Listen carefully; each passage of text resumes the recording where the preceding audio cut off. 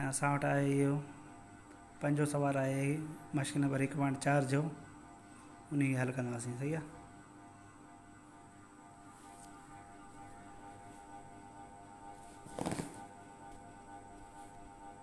छा कंदासीं, लिखियलु आहे 1 सॼा 1/2 काटू वॾी ब्रैकेट 1/3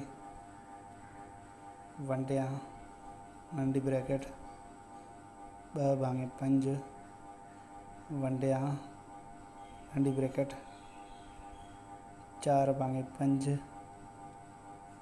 काटू 1/10 वाधू 3/5 नंढी ब्रैकेट क्लोज विची ब्रैकेट क्लोज वॾी ब्रैकेट क्लोज ऐं हिते बार ॾिनल आहे। मतिलबु पहिरें असां बार हल कंदासीं, पोइ हीअ नंढी ब्रैकेट छॾाईंदासीं, पोइ हीअ जो आहे नंढी ब्रैकेट छॾाईंदासीं, पोइ विची ब्रैकेट छॾाईंदासीं, पोइ वॾी ब्रैकेट छॾाईंदासीं, पोइ हीअं असां काटू कंदासीं, हिन खां काटू कंदासीं हुनखे। हाणे सॼे खे छॾायूं था। 1 ॾोढो 2 1 3 3/2 वॾी ब्रैकेट 1/3 वंडिया।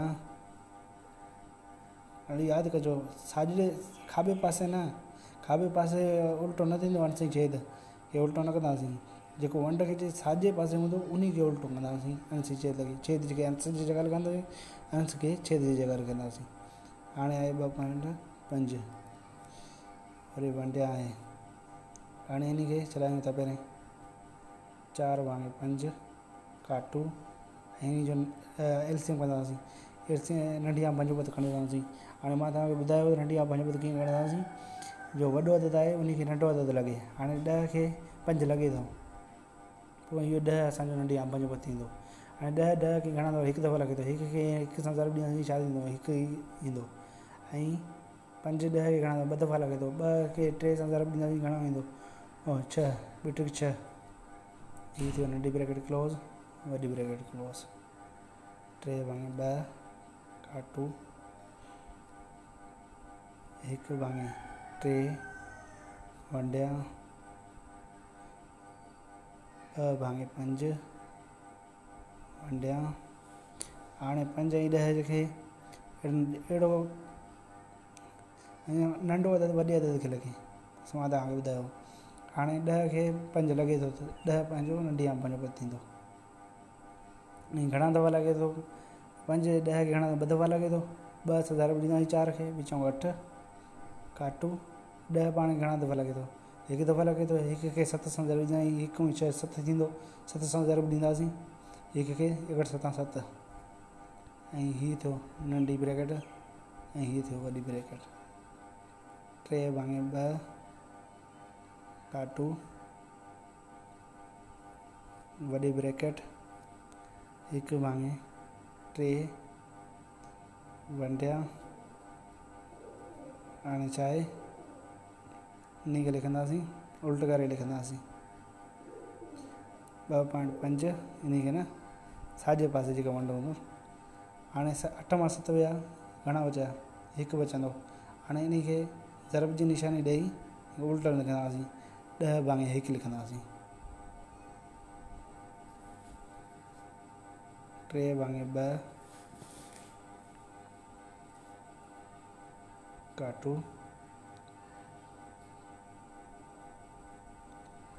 1/3 वंडिया। हाणे अहिड़ो कोड़ो हुजे जो अंश छेद खे आमो साम्हूं लॻे या क्रॉसिंग में लॻे। हा हीअ क्रॉसिंग में पाण में लॻनि था, 5 पाण खे 1 दफ़ो 10 खे 2 दफ़ा। हाणे को बि कोड़ो आमो साम्हूं क्रॉसिंग में अंश छेद खे नथो लॻे त पोइ अंश खे अंश सां ज़रब ॾींदासीं, छेद खे छेद सां ज़रब ॾींदासीं, विचऊं 4 4/1। हाणे 3/2 काटू 1/3 ज़रब जी वंड खे ज़रब जी निशानी ॾेई अंश साॼे पासे जेको अदद हूंदो उनखे अंश खे छेद में लिखंदासीं, छेद खे अंश में लिखंदासीं 1/4। 3 भाङे 2 काटू। हाणे छा आहे, हाणे अहिड़ो खोड़ो हुजे जेको अंसी छेद खे आम्हूं साम्हूं लॻे या क्रॉसिंग बि लॻे। हाणे हिकु ॿिन्हिनि खे लॻे थो, हिक खे हणंदासीं त साॻियो जवाबु ईंदो, हिकु न हणंदासीं हिक खां ॿियो जेको बि खोड़ो हुजे उहो हणंदासीं, सही आहे। हाणे ॿियो अहिड़ो खोड़ो न आहे जो अंश छेद खे आम्हूं साम्हूं लॻे या क्रॉसिंग में लॻे, पोइ अंश खे अंश सां ज़रूरु ॾींदासीं, छेद खे छेद सां ज़रूरु ॾींदासीं। हिकु खां हिकु 3 चौक 12 बराबरि आहे। हाणे 12 ऐं 2 जो नंढी आं भुंज बद कंदासीं, छा ईंदो 12 ईंदो। 12 खे 2 घणा दफ़ा लॻो 6 दफ़ा, 6 खे 3 सां ज़रब ॾींदासीं, घणो ईंदो 6 × 18 18। 12 पाण खे घणा दफ़ा लॻो, हिकु दफ़ा लॻो, हिकु कट कंदासीं, हिकु खां हिकु सां ज़रब ॾींदासीं, हिकु खां हिकु। हाणे छा ईंदो बराबरि निशानी 18 मां हिकु वियो 17 17 भाङे 12 ऐं इन खे सॼे में आणींदासीं। 12 घटि में घटि 17 खे घणा दफ़ा लॻो, हिकु दफ़ा लॻो, 17 मां 12 विया घणा बचिया 5 5 भाङे 12। हीअ पंहिंजो जवाबु थियो 5 जो क्वेश्चन जो।